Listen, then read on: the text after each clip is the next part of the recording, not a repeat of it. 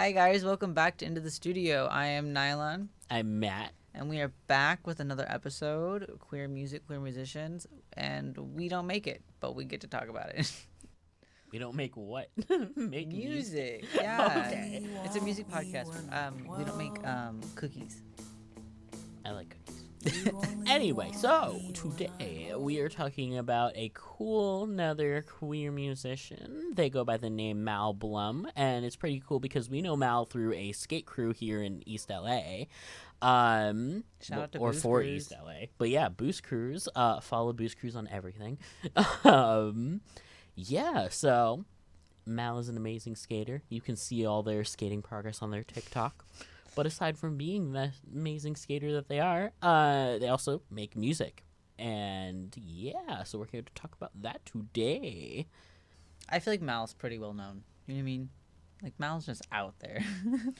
I don't know a single queer, like, trans person who doesn't listen to Mal Blum.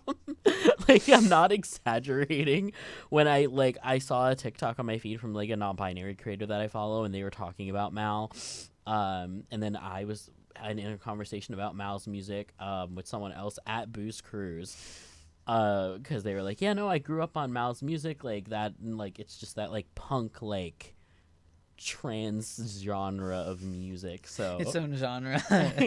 Trans punk. But anyway, taking over. Mal started out as like a self-made artist. They spent a lot of like their early days promoting self-booked like DIY solo tours, stuff like that. Yeah, in 2014 they signed to the punk label Don Giovanni. I was not gonna say it like that. I was adopted by Italian people. I know how to pronounce Giovanni. Anyway, they announced that they'd be working on a new album produced by Marissa.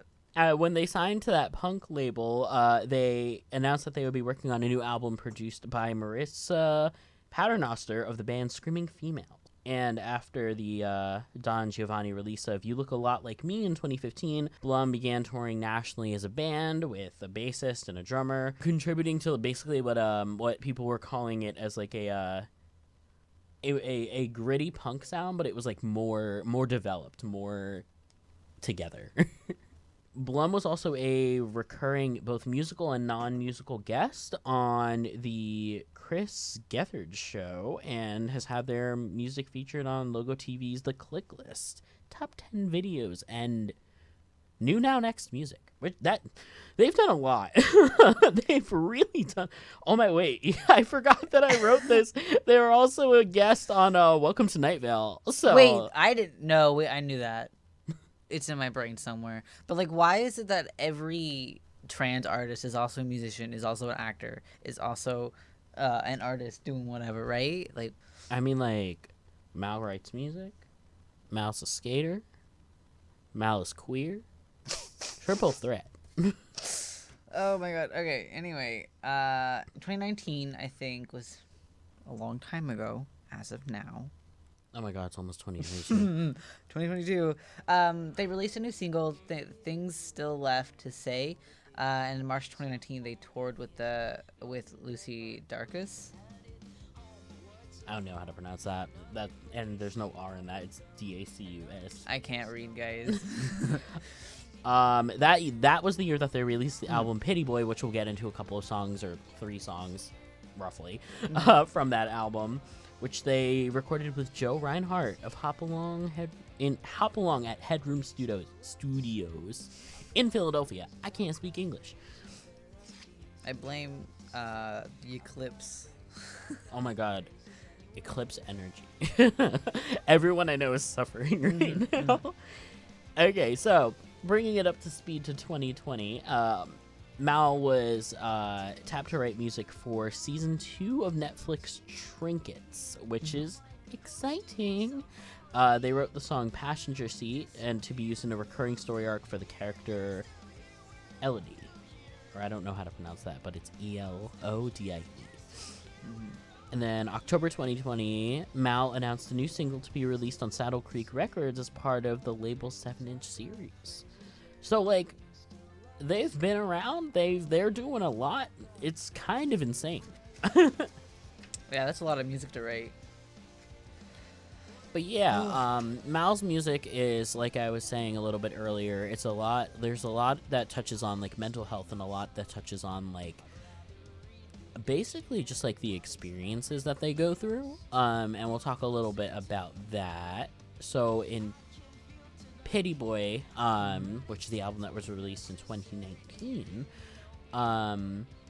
there's a song called I Don't Want To, which is a song that I heavily relate to, because it's mental health related. So okay, diving into the lyrics. So some people have commitment issues. Heard you through the grapevine that you moved into a whole new life. Pay your bills on time, not month to month like some other guys. It'll never be like that. I can't tell you why. So like some people are on top of everything, and especially if you have like neurodivergence and like executive dysfunction and all that. Sometimes you just can't be on top of everything. Like, you're just kind of gliding through the day, trying to get things done, trying to eat. But it also has, like, specific, it's like some people have commitment issues, and then, like, Mal heard it through the grapevine that that this person has a whole new life and, like, is able to pay their bills on time and is, like, not, like, check to check paying their bills. So, like, something happened to a person Mal is talking about where their whole life was flipped around for positive reasons for them, I'm assuming. I'll never be like that. I can't tell you why. Tell us why, Mal. Tell us why. What? So, the next lyrics are, and you do yoga and you don't feel complicated about it, and you go out. When you come home, it's never out of need, and I say, yes, I'm a mess, and I don't know what I don't know yet. When I go out, I come home, I only feel relief. So again, I feel like it's talking about, like, again, like, almost like executive dysfunction stuff where, like, you get drained easily by other people. Like, you come home, you're like, finally, I don't have to, like, put up this mask. I don't have to be so overwhelmed by, like, socializing because of, like, X, Y, and Z reasons. But, like, this other person in the song that they're referring to is, like, again, they're able to do that. They're able to just kind of, like, live their life. It's like, how? Have you seen the thing where it's, wow, what is it like to be neurotypical? Which You've not seen it? Oh my god, which one? Okay, so basically, when you come home, it's never out of need. And I'm one of the people who, if I'm out too long, I get, like, physically exhausted, so I have to come home and, like, rest my body. And it's crazy to think that there are people out there who just don't need to do that. It's one of those things that, like, especially with neurodivergence, it's like a spectrum. Because, like, I know a lot of neurodivergent people who are, like, if they're not constantly on the go, like, they will fall into, like, a deep depression. But then I know people who are, like, if they're constantly on the go, they will fall into a deep depression. So it's like you kind of have to find that balance. But, like, for me personally, I don't understand people who can, like, go to parties every single night and, like, do all this socializing, like, multiple days in a row, because, like, even if I'm socializing out, like, all day, I need a whole, like, 2 days to recover before I socialize all day again. And, like, even when I'm, like, working on set, like, those are, like, long hour days, like, sometimes, like, 10-12 hours, and I'm just, like, dead. Like, just from being around people. I can barely make it our weekly skate thing, guys. Like, oh, it's bi-weekly now. Oh, shout out to Booze Cruise again. Every Tuesday, Chevy Chase Park. Okay. Back to Mal. But the album Pity Boy, right? There's another theme where Mal's not quite able to say what they mean and has trouble getting it out or being honest or truthful, whether that's to themselves or to the people that they're around or they're talking to. And the line that I'm referencing is, when I said no, I guess I didn't mean it. Tell all the ones that made me repeat it. If it didn't matter, if I didn't mind, then we can call it fine. And you say yes, and you're direct. And one day I hope I can be like that.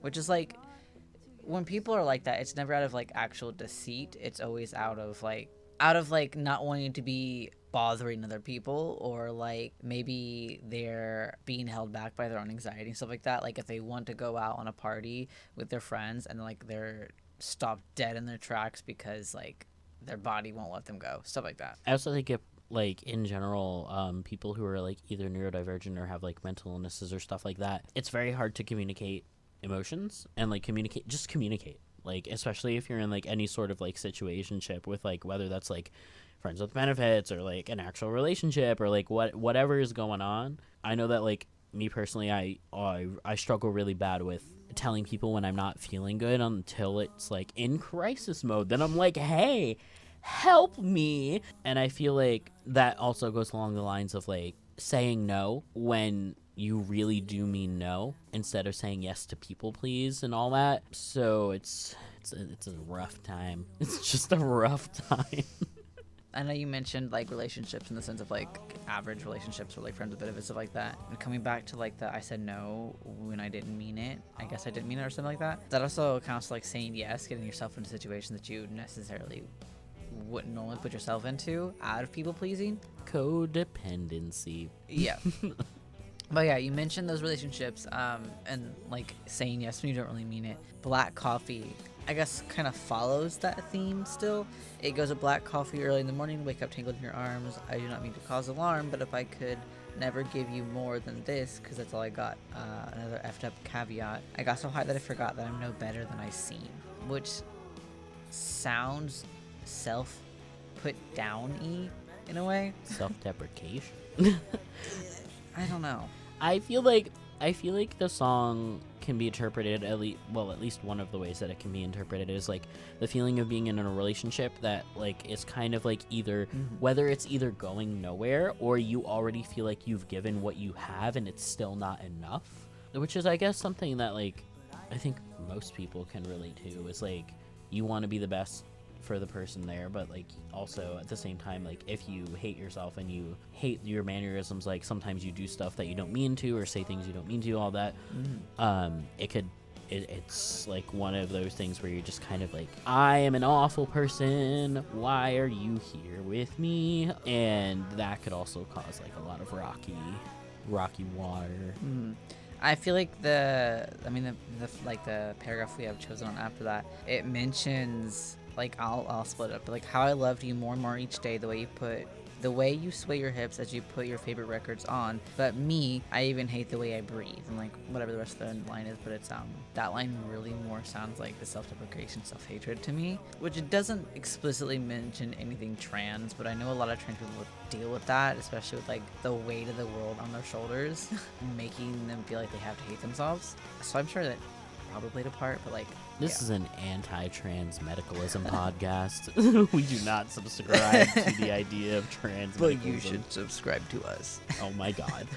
But yeah, I like where it says like I even hate the way I breathe, I hate the grass, I hate the trees, the way my hair blows in the breeze, whatever isn't cruel to me. Like there's a lot of self-hatred going on in these lyrics, and it's so specifically whatever isn't cruel to me. Like I hate whatever isn't cruel to me, which makes me feel like at the time of writing this, Mal believed that they deserved every bad thing that happened to him, and they deserved none of the good that happened to him, or none of the average unpainful things that happened to them, which just sucks. I don't know how else to say that except it sucks. I think I can kind of empathize with that because like my plethora of mental illness is like when I'm in like relationships or even just like close friendships, I'm kind of like, why are you nice to me? I'm gross, which makes me almost like not really act out, but like how do I word this, like turn them into the enemy into my brain, because like clearly there's something wrong with them because they're nice to me. It gets all beautifully tied up in a very frustrating situation, which is why I think that like because I used to listen to this song a lot. I mean, it's still in like a multitude of like my Spotify playlists.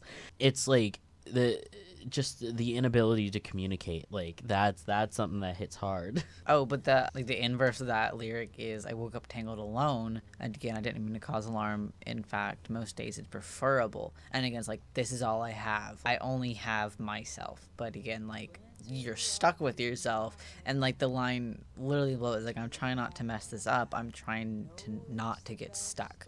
And like often if you're left alone, especially like you're not doing well, it can feel like an endless cycle of being left alone and having to work through it by yourself, which is not true a lot of the time. Yeah, I feel like it's very easy to fall into that mindset of like my life's going nowhere, especially if you're like recovering from mental illness, then you have like a down of your highs and stuff like that. It's very easy to just be like, nothing's better because clearly I'm here, which I mean like recovery isn't linear, so let's talk about Splinter. Yo, these are all sad songs. Well, I mean, the album's The called sad, Payboy. the sad emo music. So it's Splinter. It's a splinter off in my hand. It's not really that bad. No, it's the best that it's been. You know, I get so sensitive. Besides, I let it get in. I opened up my skin. No use in blaming no one, now the infection's setting in. So basically, these lyrics are speaking to me as like Mal is blaming themselves for getting this splinter, which whatever is a metaphor for whatever they're going through as they wrote this song. But it's like self-blame, so it's like it's your fault that this splinter is in. You opened up your skin, like you let this infection happen, all that. I love that metaphor though. I do. But again, it's like that same like self-deprecation, like it could also be like a metaphor for letting people in. And it mentions like, you know, I get so sensitive, as if they were speaking to somebody else, right? Or, you know, maybe speaking to themselves, but like it sounds like they're speaking to somebody else, but like besides, I let it in. I opened up myself for this to happen. So like, who knows if they had let somebody in and like under one condition and like the conditions changed and like make it a more complicated situation, like who knows. I just know at the end it says like, you didn't mean it, you didn't mean it. So maybe like an argument happened, like trying to piece together the story in my brain right now. yeah, and like even as with the lyrics that like back when I needed no one, so it's me that changed my mind, and who can hold you at fault, you even warned me at the time. Like again, it's like letting that person in and then being vulnerable and being like feeling bad because you're feeling vulnerable in that journey. Honestly, like vulnerability in general just like hurts to do, but like it hurts to never be vulnerable. So like, open up your hearts, guys. I cannot. That's why I'm in therapy. Looks like therapy with Nylon. Open your hearts. So now let's talk about Nobody Waits, which was released in 2020. And this one is also something that like when I listened to it just kind of like hit me like a brick wall, because it was I think you're just mentally I am. But it's like, okay, you only want me when I'm well, you only want me when I'm okay, and today I'm unwell. I take it you don't find it charming. And that's just something that, like, I feel like a lot of mentally ill and neurodivergent people relate to, where it's like your mental illnesses or whatever you're going through is dragging other people down. And, like, some people can be really, really, you know, ableist about it and be like, you're always depressing. Like, why are you like this? Why are you like this way? Or they, like, could not be and they'd be really nice, and you're still just like, oh, well, why?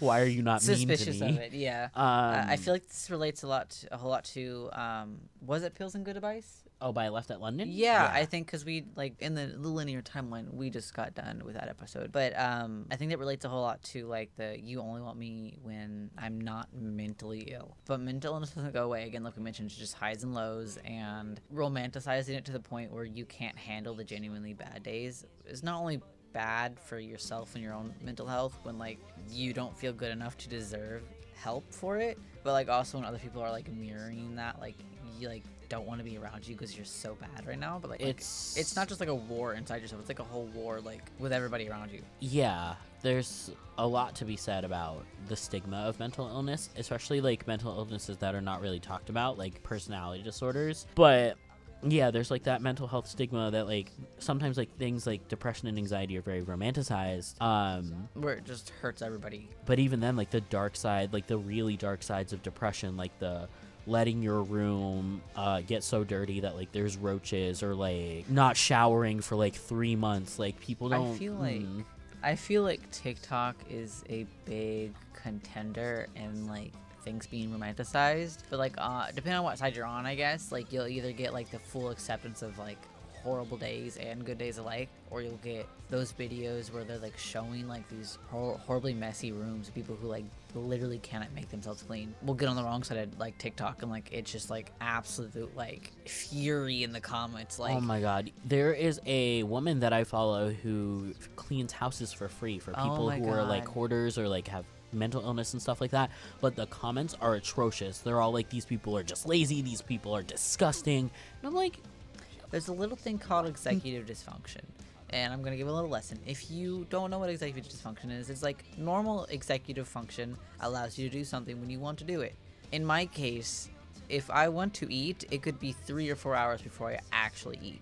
Not for any reason that I'm just not hungry, but like I'm unable to literally just stop what I'm doing and go go food, I I guess. procrastinate on a lot of bodily functions that I shouldn't, like peeing, drinking water, eating. Like that's my like when I'm having like bad executive dysfunction. Like it gets to a point where I straight up just like will put off all these like body functions that I should do immediately, And it's like and then I no wonder joke. why I'm like shaking. Yeah, it's like no joke, and like it's like brushed over when it comes to like talking about like the actual effects of mental illness, which is I guess why so many people make music about it.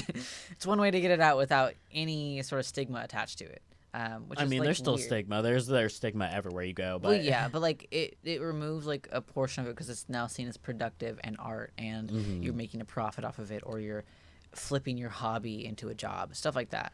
right.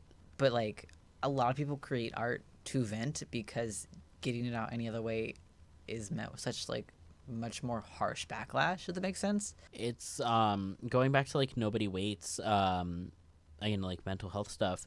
The lyrics, I only want you once you're gone, I only want you once it's too late, and I've been angry, I've been wrong, and resolute in my absolution.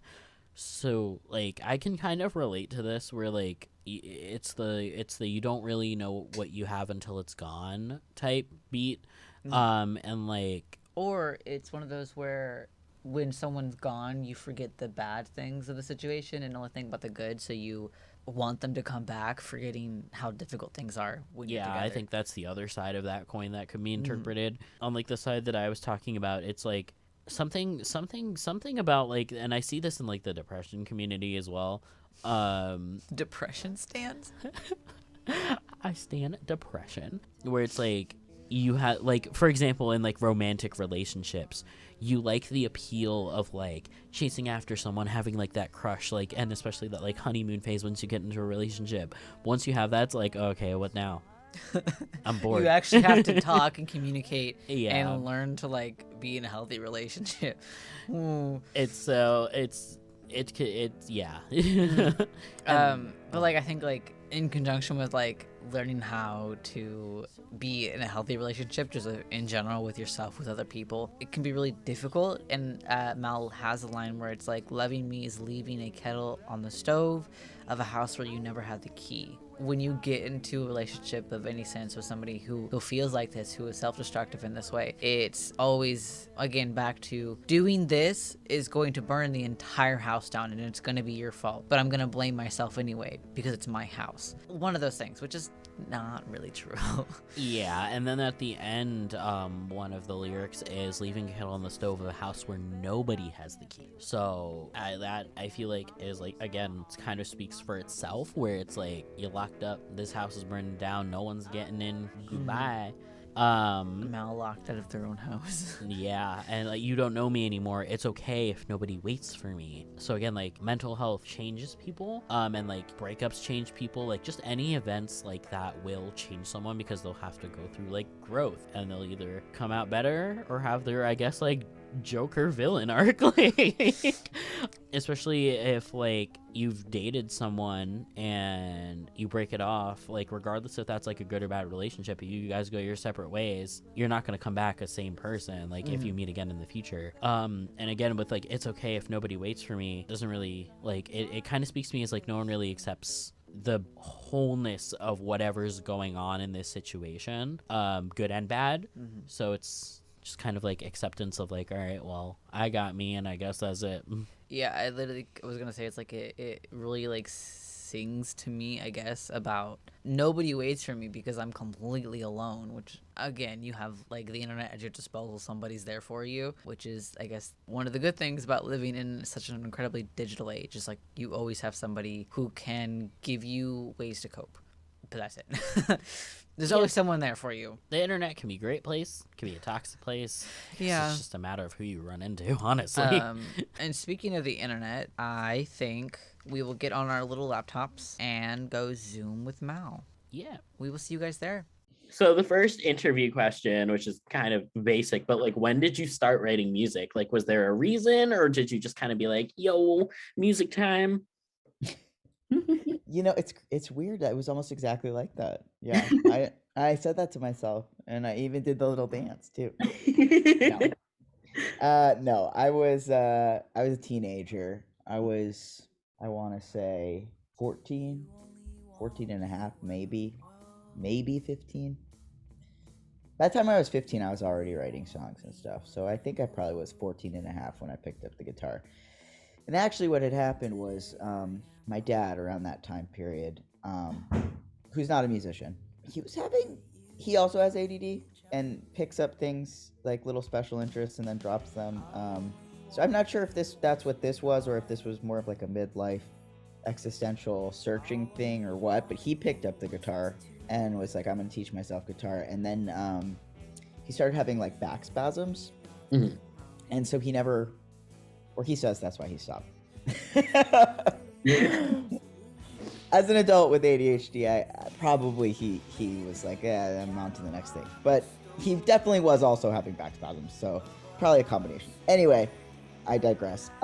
He stopped playing the guitar, so I picked it up, and I taught myself through like a lot of trial and error and tabs and stuff on the internet. I think I really needed an outlet, at around that time. I think most 15-year-olds need an outlet, right? But I also was, I had a learning disability, and I didn't know I was trans yet, but I was trans, and I was one of those people who was like, outed very young. I was, out as queer, and I don't know, I felt really like weird all the time and really isolated, and I really wanted to and I had so many big feelings, and I think I really needed songwriting and music as like a tool of expression. So, and like to connect with other people. And so that's why I started writing music. It was, sort of like a tool, a self-expression tool. Okay, so the second question is, do you seem to write a lot about mental health? Do you consider yourself like a mental health advocate, or do you just kind of use music to express your brain, or?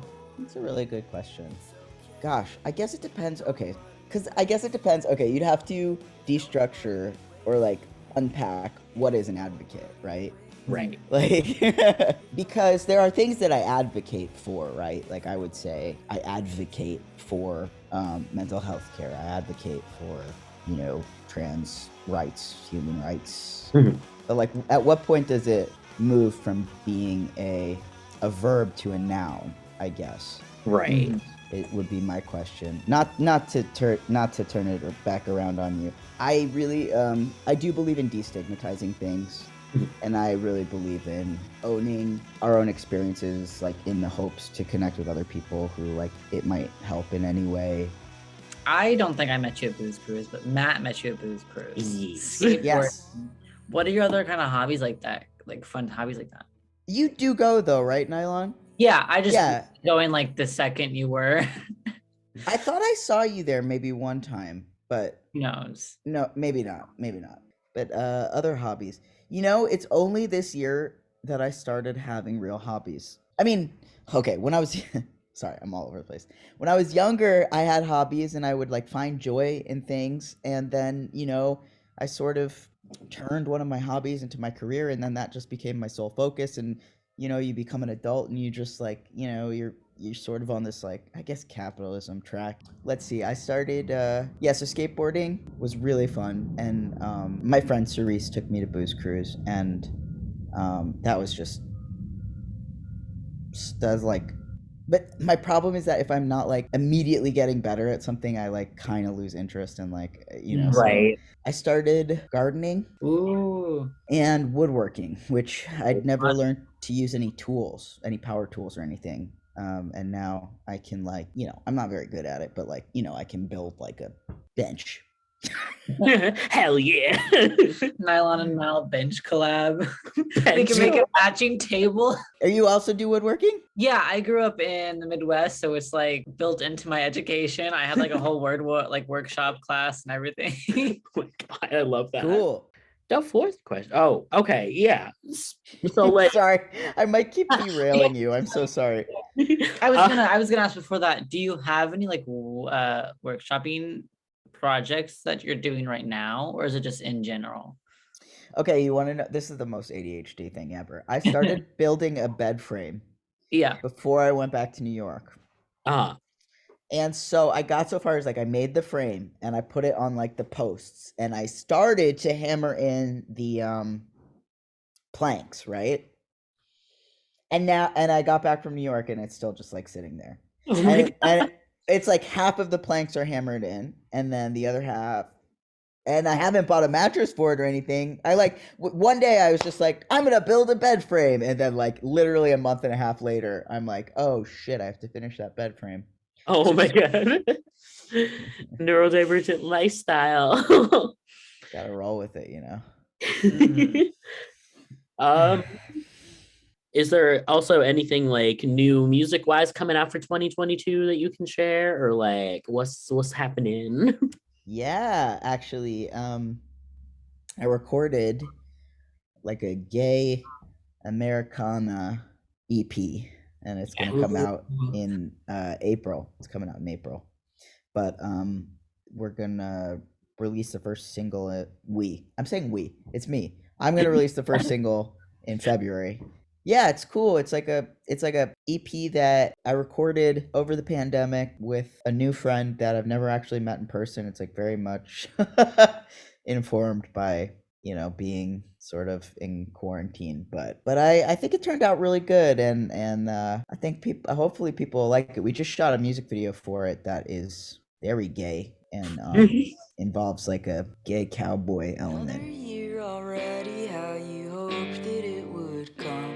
All the days and weeks unfolding as we buttoned up our coats and headed home. What's a home? Another place you never